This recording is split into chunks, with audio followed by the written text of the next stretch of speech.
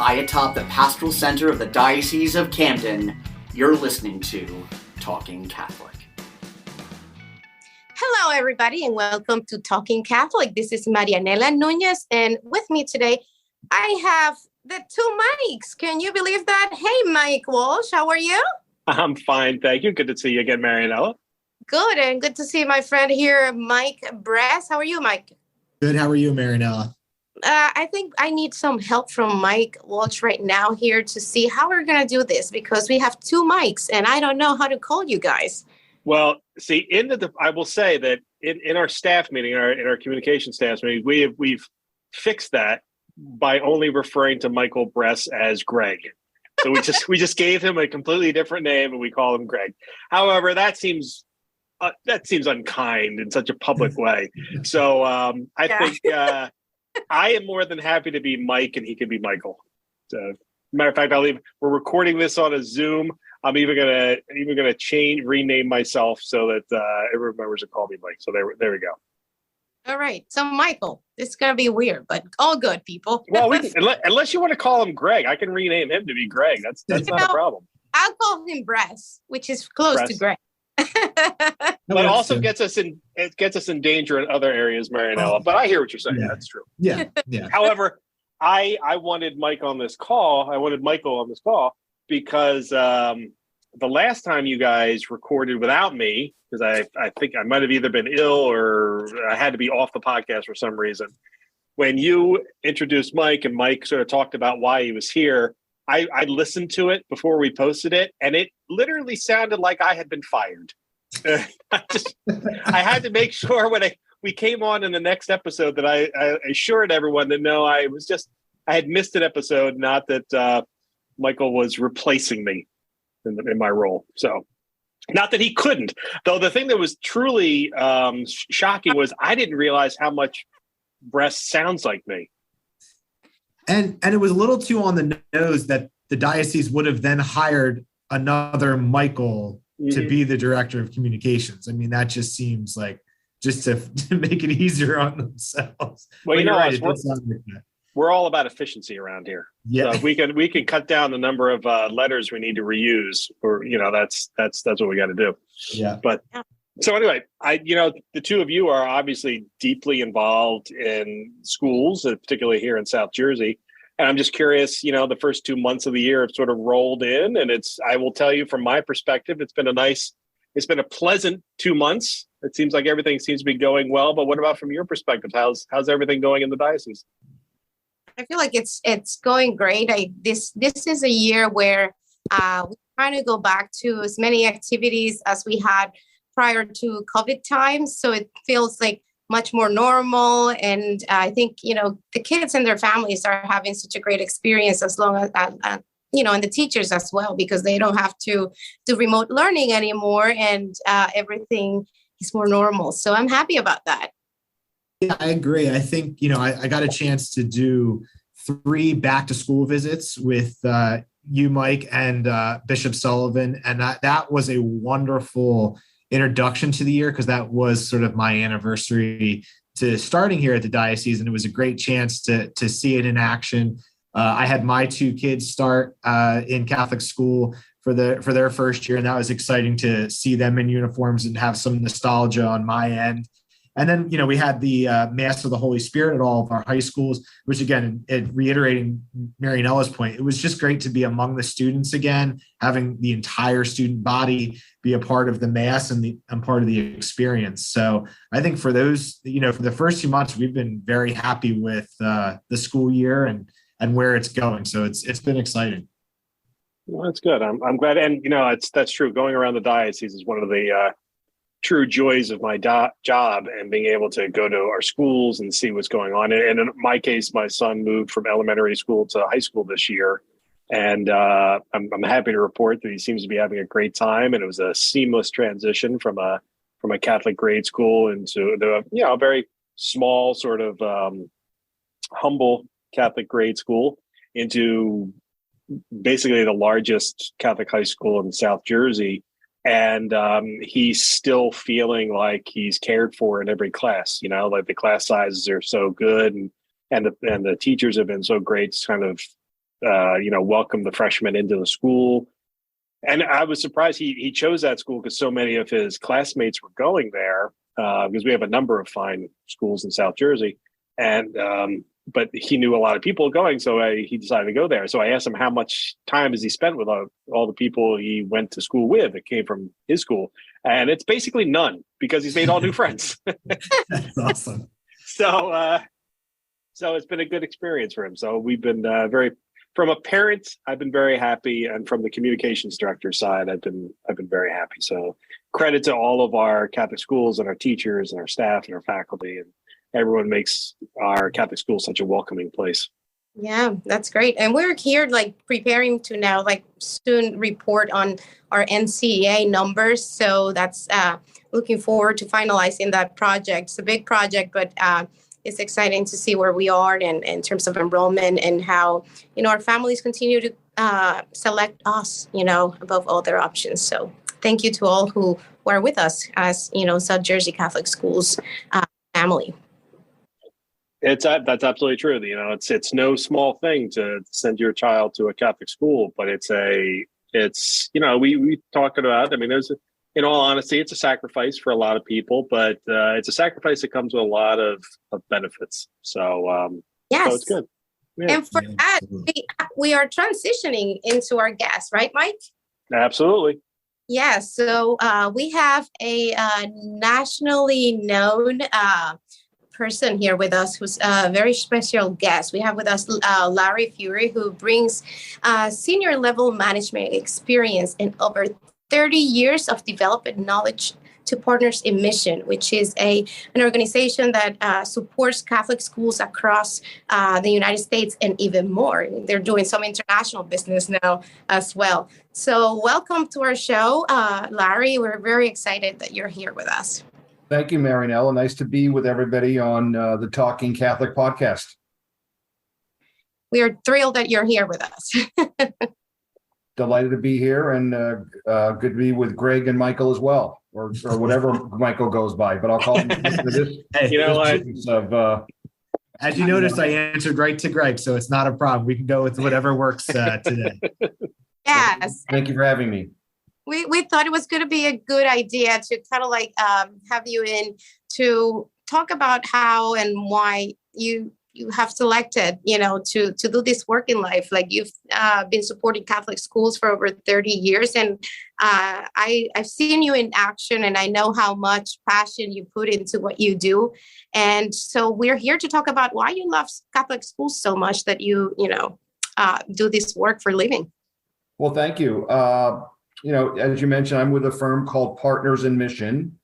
And we are a national firm based in Boston that works 100% with Catholic elementary schools and Catholic high schools and Catholic dioceses. And proud to say that we've had a long affiliation with the Diocese of Camden, having done a variety of both diocesan workshops as well as consultations and searches for some of the Catholic elementary schools and the Catholic high schools in the diocese that Michael mentioned. I grew up in a small town in northeastern Pennsylvania, Lansford, one of 6 children. Mm-hmm. My mom and dad were huge fans of Catholic education. In fact, my mother taught at our Catholic high school, Marian Catholic High School, for many years. And my dad, like a lot of dads across the country, volunteered his time in a number of ways for our schools. He was our CYO basketball coach, and then at Marian, he was involved in the Men of Marian, which was at the time a very, and still is a very successful booster organization that supports every aspect of Marian Catholic High School. So growing up, small town, one of 6 children, 3 boys, 3 girls. Catholic education was a big part of our lives. Our parish was a big part of our lives, and Catholic schools was a big part of our lives, and we all witness the work that my mom and dad and so many other parents, had to do to support us. We were my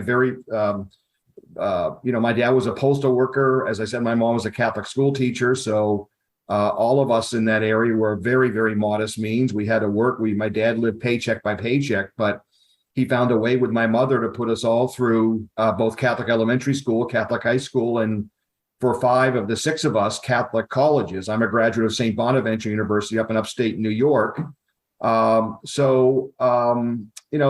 really how I was introduced to Catholic schools. I worked at Coopers & Lybrand in Philadelphia for a number of years as a CPA. And then in 1990, I had moved to Harrisburg, Pennsylvania to be part of an opening of the first ever Coopers & Lybrand office in Harrisburg, our state capital in Pennsylvania. And by moving to Harrisburg, I had a chance to get involved in the Men of Marion at my high school alma mater, the booster club that my dad helped founded, back in 1970. And I was very happy with my life as a CPA. And, the Holy Spirit works in a number of ways, Marianela. And one of the ways that he found a way to impact me was in 1990, the bishop of the Diocese of Allentown, Pennsylvania, Bishop Thomas Walsh, now deceased, pretty much required all the 9 Catholic high schools in the Diocese of Allentown to hire a full-time director of development at the time, at that point. And many of our schools had development offices, development programs, but they were not professionally staffed. They were not a full-time position. Often it was a responsibility picked up by a teacher to complement or supplement his or her, portfolio of responsibilities at the school. So hearing this, I decided to apply at my alma mater, and I was selected to become the first full-time director of alumni and development back in 1990 at my alma mater. And I was able to work there for 5 years. Quite an awesome feeling to work for your alma mater. We had, great success in building out the advancement program or the development program back then, building out a more sophisticated approach to student recruiting and retention. So that's really, how I found a way to do what I do now at 61 years old.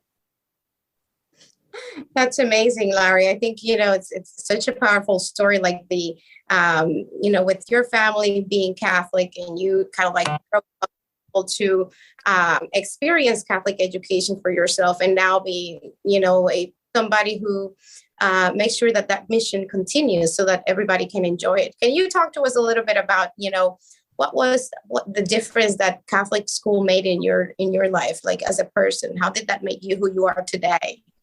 Well, obviously it developed about my whole faith component to my life, which I still have today. Gave me great education at all levels. And I was, fortunate to apply and be accepted at St. Bonaventure University, which is a fine Catholic Franciscan university. Fortunate to come out of St. Bonaventure with a number of opportunities in what was then the Big 8 accounting world, now the Big 4. Made some wonderful friendships, but gave me, the values that I think are still instilled to me today, and that we passed on to, our 2 children, Kathleen and Tim, both who experienced the same experience I had in terms of Catholic elementary school, Catholic high school, and Kathleen just having recently graduated from St. Anselm's College and now back at her Catholic high school alma mater, Ursuline Academy in Boston, working as a campus minister. And my son, Tim, having graduated from Xaverian Brothers High School, a school that I worked at for 18 of the last 25 years up in Boston after I left Marion. He's now a sophomore at Fairfield University in Fairfield, Connecticut. So we try to pass on the experience that we've had to all of our children. What a great way to pass not only the tradition, but also the values, because I think Catholic schools help us with, being able to have our children in a place that does well with what we believe in, and that helps the family support that way. So the other thing I was going to ask you, Larry, was you've been in this business for like 30 years and over, and you've seen it all in Catholic schools. I want to ask you, like, what do you see today in Catholic schools nationwide that you see as a plus compared to 30 years ago? It's a really good question. No secret that in the last few years, Catholic school enrollment is up nationally and hopefully across the Diocese of Camden as well. So I think parents are appreciating more and more the value of a Catholic education, what we teach, what we provide in terms of values and discipline and structure to our children.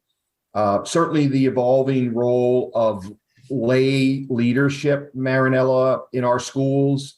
Again, no secret that, sadly, the sisters, the religious brothers and the priests who staffed our schools for years and truly were the living endowment of Catholic schools, those are disappearing more and more. And they have to be replaced with strong Catholic school leaders. And part of our services is helping dioceses and schools identify, who that next Catholic school leader is. So certainly we've developed out a nice bench of Catholic school leaders to replace the religious who for many, many years successfully led our schools. But we also see, change in the evolution of advisory boards or consultative boards or boards of limited jurisdictions or boards of trustees, whether it be elementary schools or high schools, and giving lay people an opportunity to really help shape the strategic plan for our schools. So that's been certainly a major change. Having folks like you and Michael in your roles in supporting the Catholic schools of the Diocese of Camden has been a change over the years in terms of now having to have professionals that teach and coach us in terms of marketing and best practices around enrollment and advancement and things along those lines. So those are, some of the changes that certainly in the last 30 years since I've been, involved in 100% in Catholic schoolwork have been some of the, the more dramatic, substantive changes. And Larry, you mentioned having these new leaders sort of come up and become, the future leaders in the schools. What kind of qualities do you see in these, sort of in the new lay leaders, or what are you looking for when you're helping the schools find these next leaders?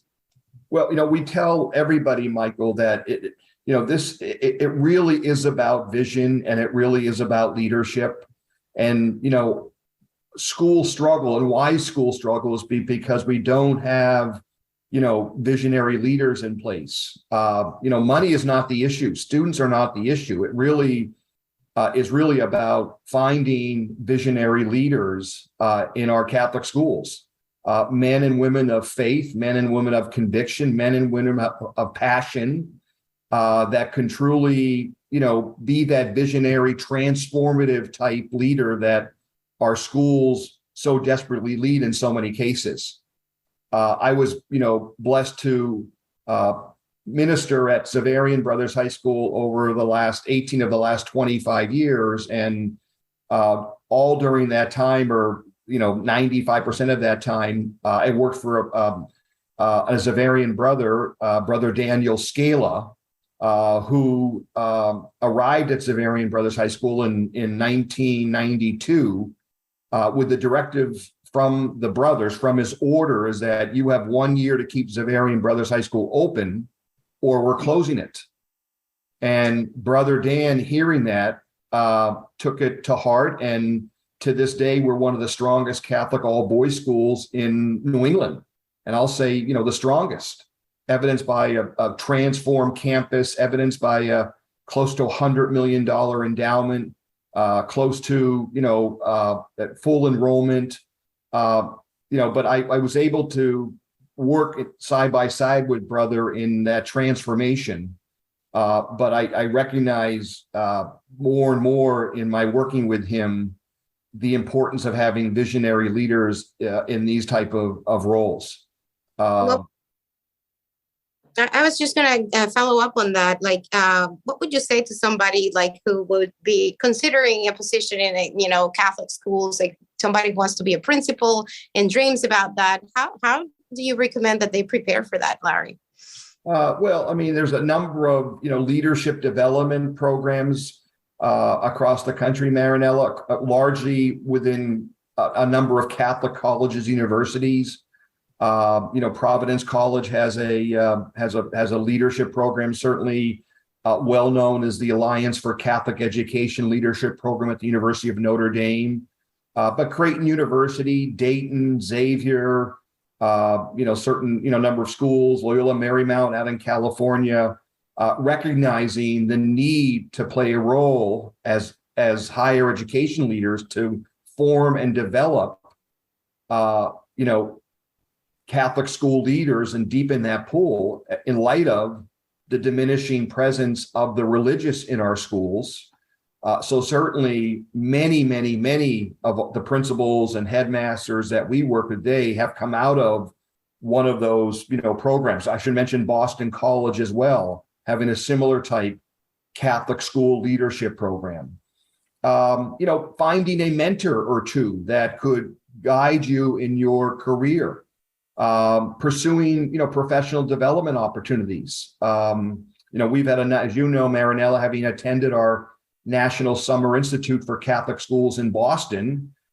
So many of the attendees over the years who came as campus ministers or came as assistant principals are now principals and presidents in a lot of our schools. So always looking for, professional development opportunities to learn more, just not, the academic side, which we know is important, but also the other responsibilities that are inherent in a principal president role, such as strategic planning, such as governance, such as advancement, such as enrollment management, such as, business and finance.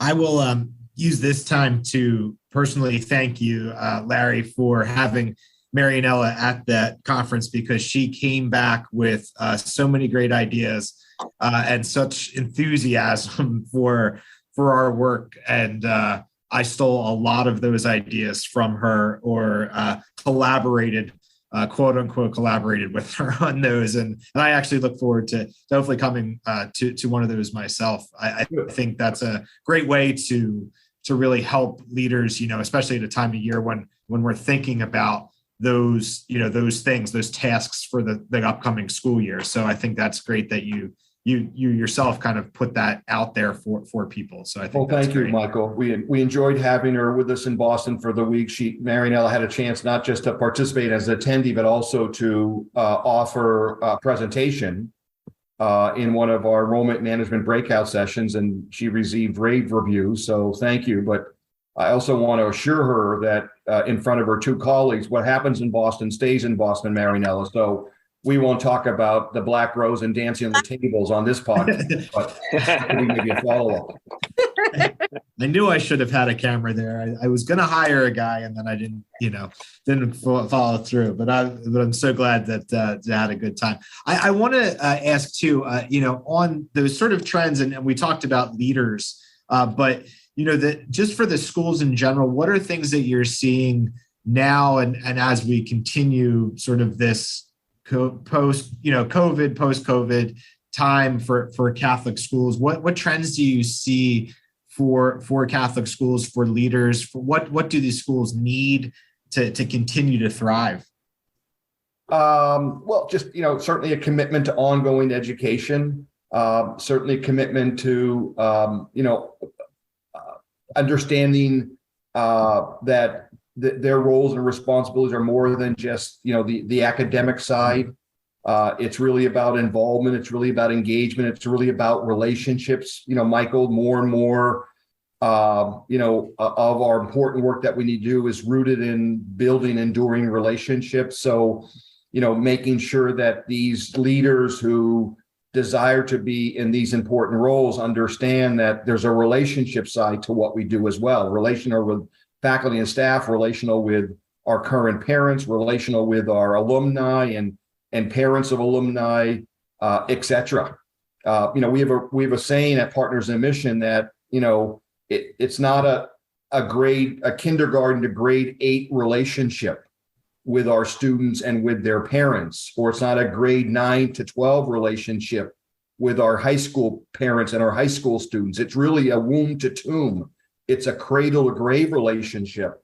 If we're going to be successful in building certainly the philanthropic capacity of our institutions and seeing that it's not a transactional grade kindergarten to grade 8 and then we move them out and the relationship is over. It really is and needs to be seen as a womb to tomb type. So that, like, schools have been much more strategic in in the past few years, because there is a big desire to keep our schools not only existing but thriving. And I just wanted to hear your opinion on, like, you work in an organization that actually that's what you do, but do you see that more Catholic schools across the country are really heavy on, like, strategic planning and, like, developing those, like, 5 years plans, 10 years plans, so that we can continue to thrive? Yeah, our strategic planning practice, Marianela, is booming right now, and it's no surprise, especially coming out of a pandemic. A lot of schools are now looking at, what is the future over the next 3 to 5 year horizon. So, whether you're working with partners in mission or trying to do it on your own, which is fine, this is a really, really good time for us to, for post-pandemic, to begin to look at, what is, the emerging trends, what are the things that we as a school community should be looking at over the next 3 to 5 year period.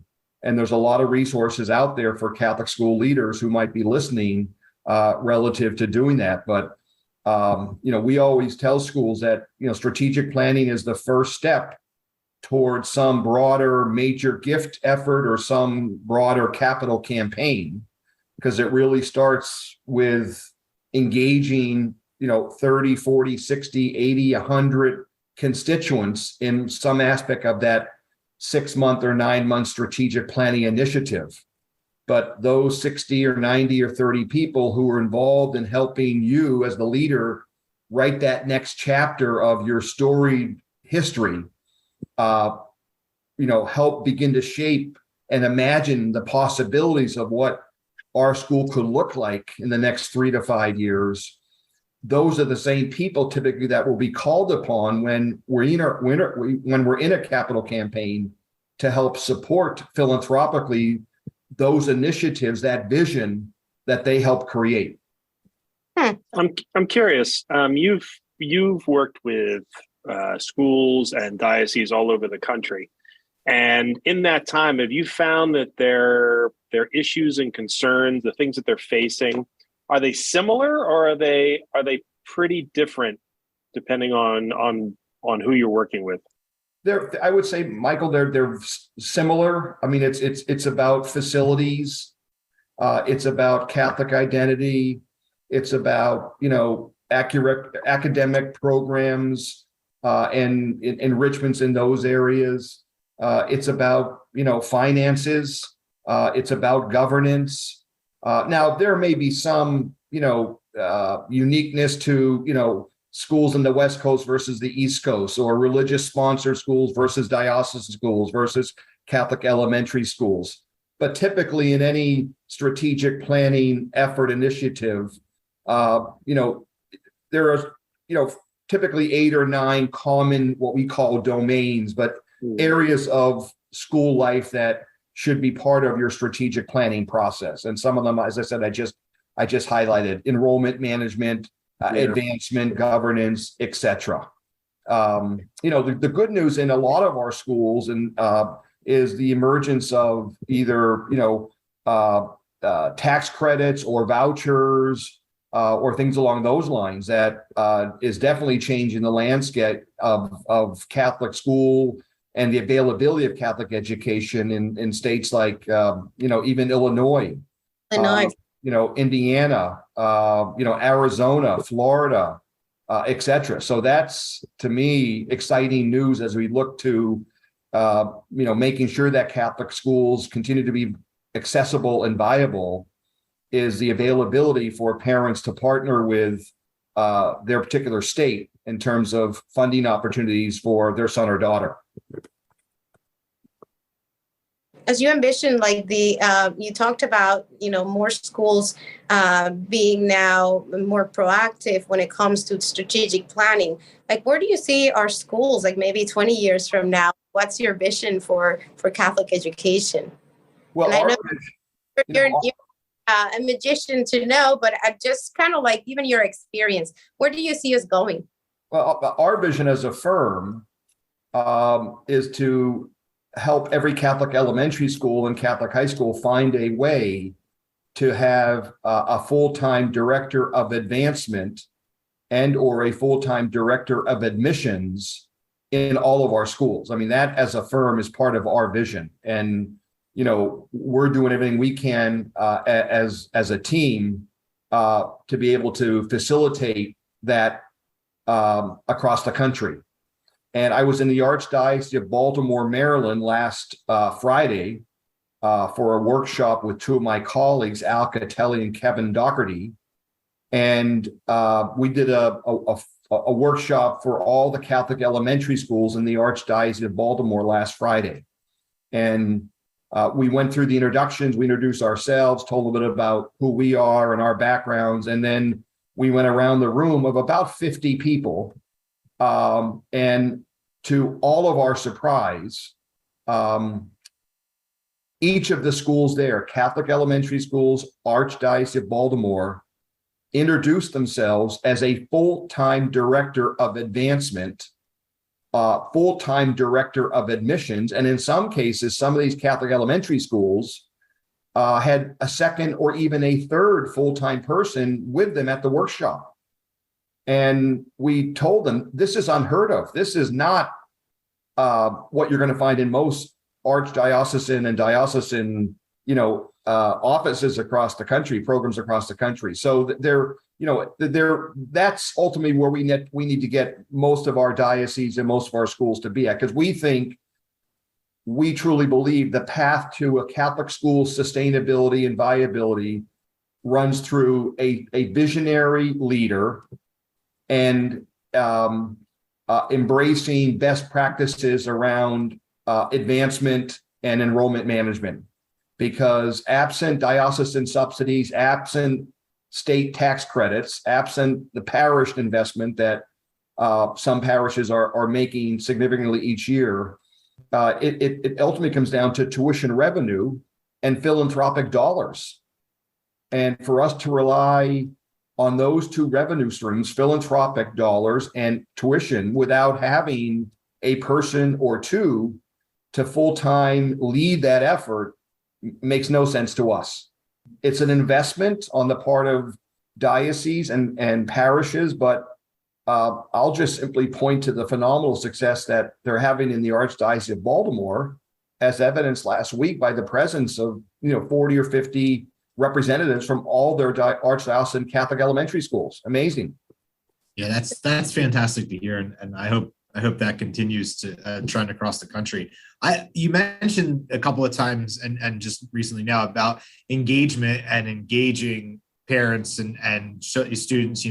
What are some ways you think cross-generationally that we have now, sort of younger generations who are having kids up to those with children in high school? How do you suggest schools engage those parents, in the different ways? What are some of the best ways to engage those parents and seek new families for their schools? Yeah, it's all about relationship, Michael, and finding ways at an early age to connect with those parents and their children through a variety of programming that could be done simply at the parish or elementary school level.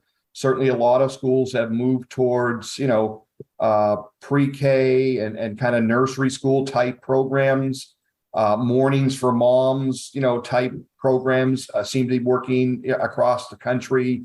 Referral, programs where a Catholic school parent, who refers another new family to the school is rewarded with some type of referral incentive.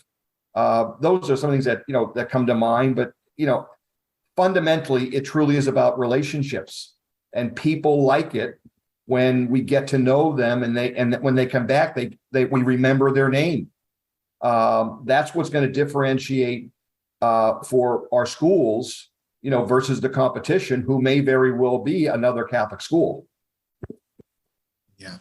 And on a slightly different, in the same vein with the parents, you mentioned how your father volunteered and you volunteered at your schools. What do you think is the importance or the role of volunteerism for parents, to be a part of the Catholic school community? What role and how important do you think that is to help the Catholic schools thrive? Well, we welcome parents. We welcome volunteers. It's an inviting atmosphere and culture that exists in most of our Catholic elementary schools, unlike perhaps, what the experience of a parent might be in a public school, where sometimes you feel you're being pushed away and your opinion, your ideas really aren't welcome here. I have not found that to be the case at any of the Catholic schools that we have worked with over the years at all. And ultimately, it is about relationships and finding ways for volunteers to be part of the mission of that school. Studies have shown that when parents are more involved in their son or daughter's education, those students do better in school and probably in life. And it's incumbent upon us as Catholic school leaders to look at the various ways that a parent can be involved in our school.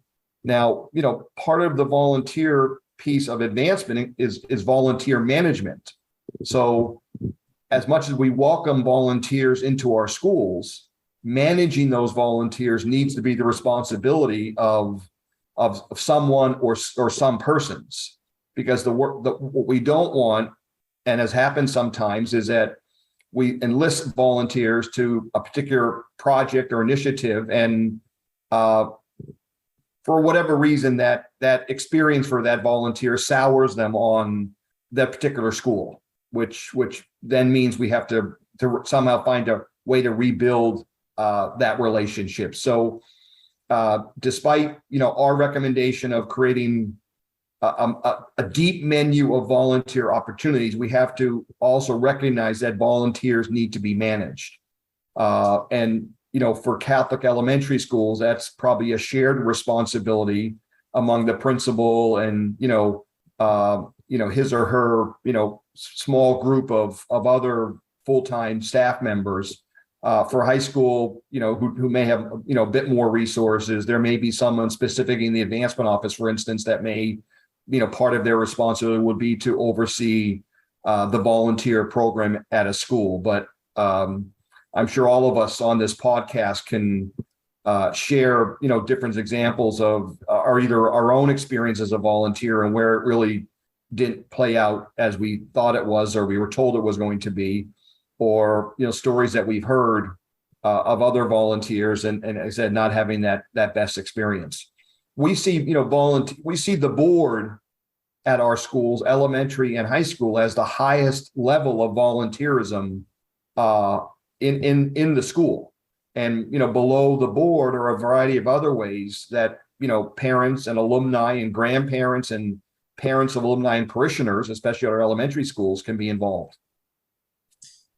Yeah, it's interesting that you mentioned it that way, because that's something that I've been working with our schools locally. And one of the interesting things has been, that engagement level. And one of the things we've talked about is actually, making sure the school knows what the parent does, what their skill set is, and how they can bring that, whatever their job might be or their hobby or what have you, to it, because it makes them more engaged and gives them sort of ownership over it. And my children's school, when they ask you to apply for the different groups, they ask you your special skill sets and try to help you put you in a place that helps. So when I filled it out, that helped. That made me feel great to say, I have these skills or I have this expertise, and hopefully I can help, even if I can't build the playground, but I can help take pictures and do social media to promote events for the schools, or because that's my skill set and I feel ownership over that. I think that's another important aspect to keep that experience, that you're mentioning, and not sour people to the experience. And kudos to the leadership of your school, Michael, that even had the vehicle of which they could invite you to examine the various volunteer opportunities. Now, by enlisting you and you now signing up, indicating your level of interest in this activity or another, now it's, again, this is where the management piece comes into play, as far as now, one, making sure someone from the school follows up with you, because that would sour any experience. Well, yeah, I filled out the form, but I never heard back from them. How often do we hear that in our lives? Right. I mean, it's all about involvement. And we have a saying at Partners in Mission: involvement equals investment. And if you look at your own life and where you're involved as a volunteer, chances are you're probably of the philanthropic dollars that we're able to give away as individuals.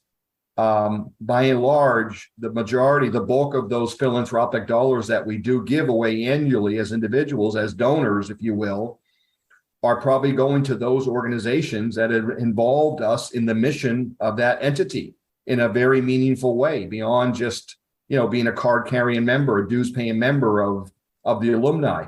So involvement truly leads to investment.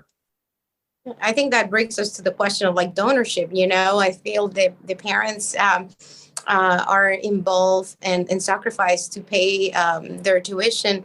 But, we always kind of we ask for more, but we don't ask for more just for the sake of. We want to make the school better. So, and whenever it's in their capabilities to help their school out, we're looking for that help, because we always want to be better. We want to be able to compete. We want to be able to provide the better experience possible for the parents that we have and for the children. So I think it's so important that our listeners, our parents know that when there's an ask, there's a big reason behind that, and it's typically a reason that would make your student, your child, and your own family's experience a better one. So if you have something to give, we always welcome that. What do you say about your experience in fundraising in Catholic schools and how that's been? I know you have thoughts about, there's a need of a big leader who has a good vision and has great management skills. But what's been the overall experience on fundraising and what you've seen the trends being nationally?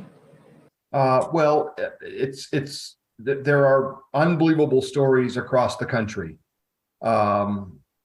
that Catholic schools, elementary schools, and Catholic high schools are experiencing. The numbers of capital campaigns underway, the dollars that are being raised in these capital campaigns have tripled, quadrupled in the last 10, 15 years. So we've all picked up our game in terms of understanding and embracing best practices around, fundraising, understanding the importance of relationships, understanding the role of a board and the involvement of a board member and what that means in terms of his or her own giving to the school that he or she's involved with. We're currently working with a inner city Boston high school, largely students of color, and a graduate from the 1950s has made a $30 million gift to the school if the school can raise an additional $30 million. But his goal is, before he's called to heaven, is to ensure that his alma mater will be endowed in perpetuity. And a $60 million combined campaign will certainly be a giant step towards that.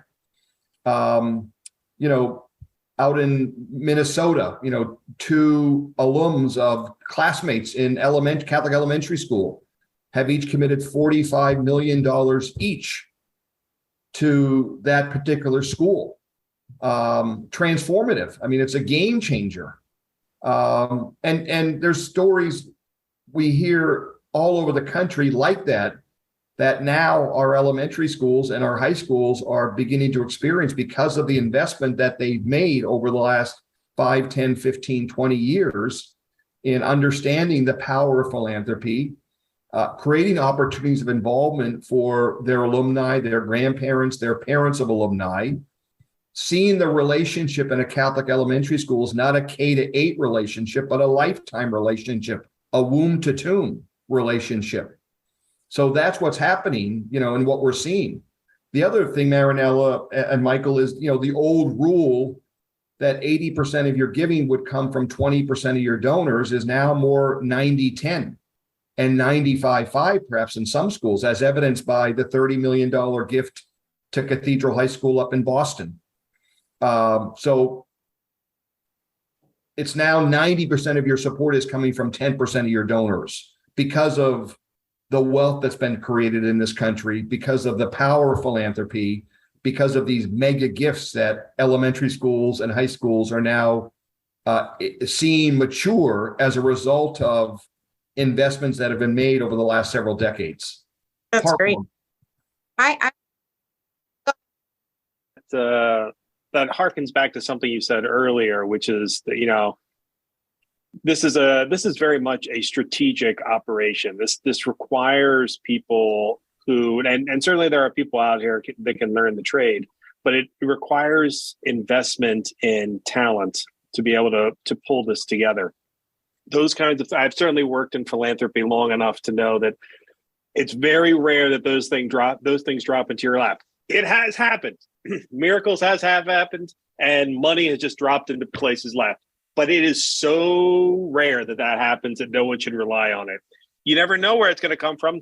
We had somebody in the diocese recently, over the last couple of years, happened to read an article we put in the Star Herald about one of our schools, and that article is what generated the content. But that was just dumb luck.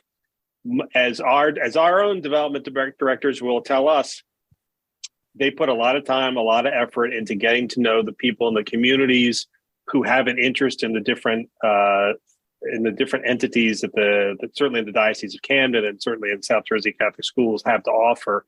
And it's those relationships that actually make these kinds of things happen. And they don't happen overnight, and they don't happen by accident. So yeah. You really, to your point, you really have to be strategic about it. Yeah.